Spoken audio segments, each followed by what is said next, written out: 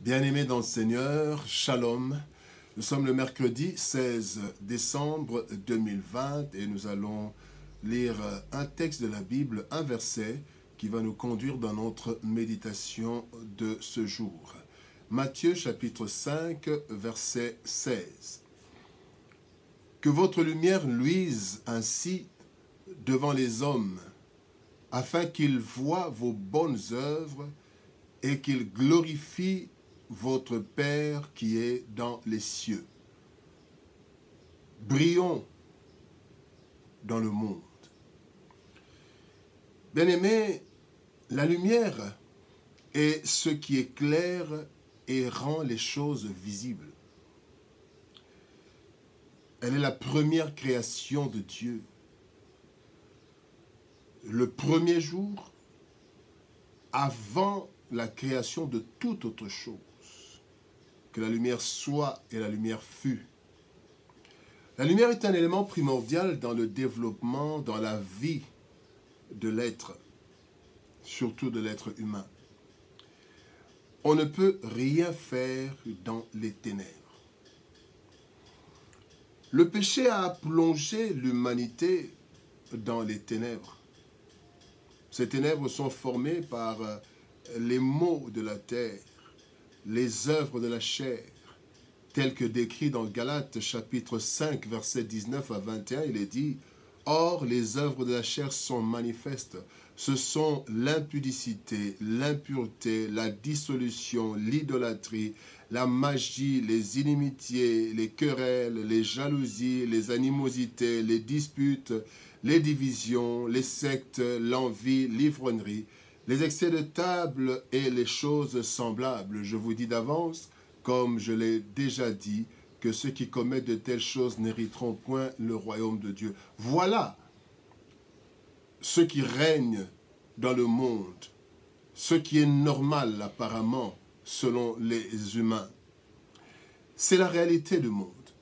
Mais dans son amour, Christ, la lumière, est venu éclairer le monde. Quand nous lisons dans Jean chapitre 1er, et ce que la Bible dit, bien que rejeté, son amour l'a poussé à continuer son œuvre à travers les chrétiens. Quand il a accompli à la croix, il a envoyé les chrétiens continuer l'œuvre. Nous sommes certes lumière. Nous sommes cette lumière, effectivement, bien-aimés, cette lumière qui doit éclairer le monde. Et Christ en parle dans Matthieu chapitre 5, versets 14 à 15. Il est en train de parler, dit, vous êtes la lumière du monde. Et il donne les caractéristiques. Et nous voulons voir deux grandes caractéristiques. Et après, nous verrons comment briller et pour quel objectif. D'abord, la caractéristique, une première caractéristique de la lumière, c'est qu'elle éclaire tous ceux qui sont dans la maison, tous ceux qui sont dans un rayon. Le rayon, un certain rayon selon l'intensité de la lumière. La lumière ne brille pas pour elle-même, bien-aimés, ou juste pour un plaisir, non. Elle doit chasser les ténèbres. Quand vous êtes dans une chambre, il y a les ténèbres, le noir. Quand la lumière s'allume, les ténèbres se dissipent. Et la lumière chasse les ténèbres et rend visibles les choses que les ténèbres étaient en train de cacher. Vous entrez quelque part, les ténèbres cachent tout. Et quand vous allumez, les ténèbres la lumière rend visible tout ce qui était caché. En notre qualité de chrétien, bien-aimés, là où nous nous trouvons, les ténèbres ne peuvent pas subsister. Dans Marc chapitre 3, Christ donne aux disciples le pouvoir de chasser les démons, qui constituent aussi des ténèbres. Il est écrit, Marc chapitre 3, verset 15, que Christ les envoya prêcher avec le pouvoir de chasser les démons. Les démons font partie des ténèbres. Et quand nous chassons les ténèbres, les démons, en fait, c'est parce que nous sommes lumière, cette puissance qu'a la lumière de chasser les ténèbres. La deuxième caractéristique, c'est que la lumière ne peut pas être cachée. Bien-aimés, c'est dommage que de nos jours, le mal n'est plus caché. Au contraire, c'est le bien qui est caché. C'est vraiment dommage. Le mal n'est plus caché alors que les mauvaises choses se faisaient en cachette dans le temps. C'est entre autres car plusieurs chrétiens cachent leur identité. À l'époque, plusieurs choses se faisaient en cachette. L'homosexualité était quelque chose qu'on faisait en cachette. Aujourd'hui, ces ténèbres apparaissent sur Facebook, sur YouTube, sur WhatsApp, comme ça, au vu et au su de tout le monde. Ceux qui étaient cachés. Bien-aimés, il est dit qu'on ne met pas la lumière sous le boisseau, mais sur le chandelier. Mais aujourd'hui, plusieurs chrétiens cachent leur identité, craignant d'être persécutés de diverses manières par ceux qui détestent la lumière. Le drame de ce siècle, c'est que les chrétiens se mettent ou sont mis sous le boisseau. Et lorsqu'ils ne sont pas cachés, ils n'émettent aucune lumière, parce qu'ils ne sont pas en contact avec la source de cette lumière. Voilà le sens de l'interpellation du Seigneur Jésus-Christ. Il dit que votre lumière luise ainsi devant les hommes, afin qu'ils voient vos bonnes œuvres et qu'ils glorifient votre Père qui est dans les cieux. Comment briller, bien-aimés? Eh bien, tel que nous voyons le texte, nous devons briller en montrant des bonnes œuvres.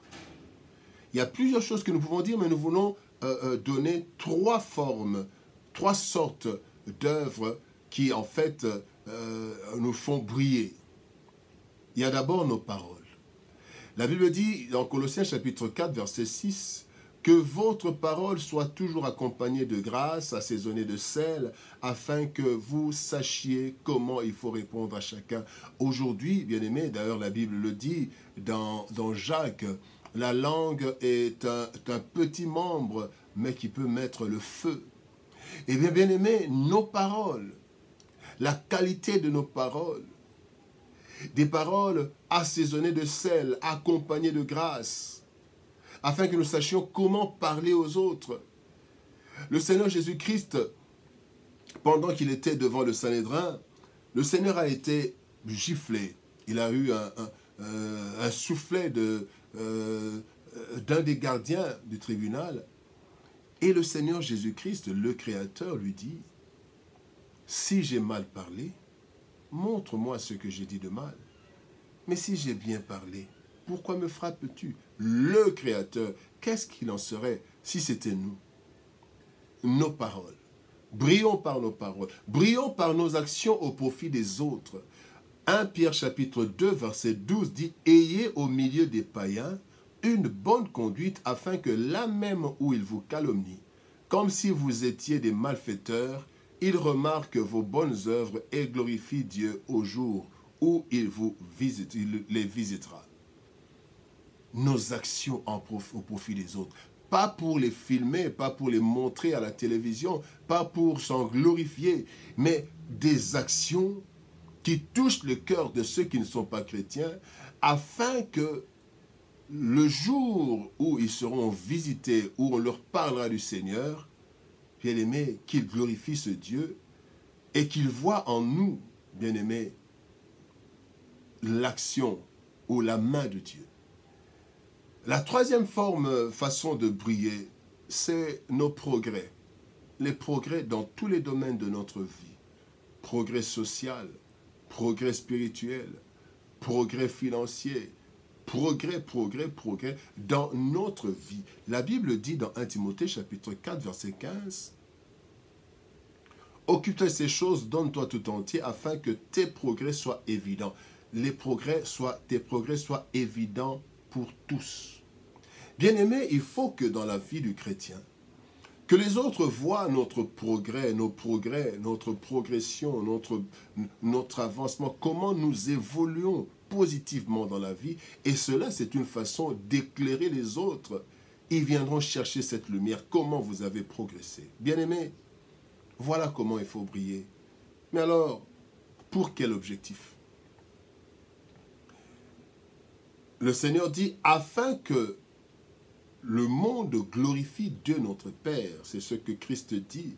Il dit, afin qu'il voie vos bonnes œuvres et qu'il glorifie votre Père. L'objectif de la lumière, l'objectif de nos œuvres, de nos paroles et de nos progrès, c'est que ceux qui ne connaissent pas Dieu le glorifient. C'est que Dieu soit glorifié.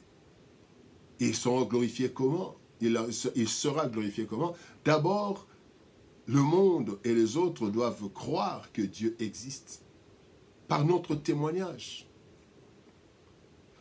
Par notre témoignage. La Bible dit dans Romains chapitre 10, comment croiront-ils à celui dont ils n'ont pas entendu parler? Comment entendront-ils parler si personne ne prêche? Et quand nous parlons par nos paroles, bien-aimés, les autres croiront que Dieu existe.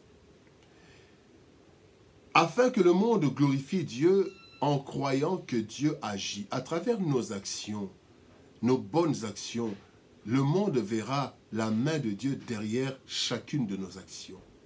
Et enfin, le monde devra croire qu'il est accessible. En voyant nos progrès, en voyant comment un voleur qui s'est converti devient de plus en plus sérieux, en voyant quelqu'un qui avait une mauvaise vie, qui est en train de progresser, eh bien les autres comprendront que eux aussi, ils peuvent accéder à Dieu. Parce que Dieu prend quelqu'un de la poussière et il amène. Dieu a pris une prostituée, il en a fait un témoin. Dans Jean chapitre 4, cette femme samaritaine qui craignait la présence des autres, quand elle a rencontré le Seigneur, elle a progressé, elle est venue au village, elle est devenue évangéliste pratiquement en parlant de Christ.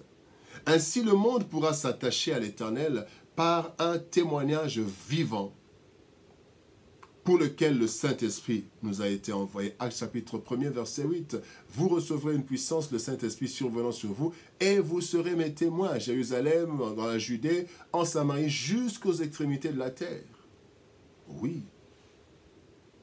Cette puissance du Saint-Esprit qui est en nous va nous donner l'occasion de briller. Le monde actuel est dans les ténèbres et en danger. De même que Dieu fit apparaître la lumière au début de la création, il fait apparaître plusieurs lumières avant la fin de toutes choses, afin que l'humanité, une fois éclairée, voie sa condition et revienne à lui. Nous sommes ces lumières que Dieu a envoyées dans le monde à la suite du Christ. La lumière. Brillons donc et éclairons le monde. Que Dieu nous bénisse. Shalom, au revoir et à demain.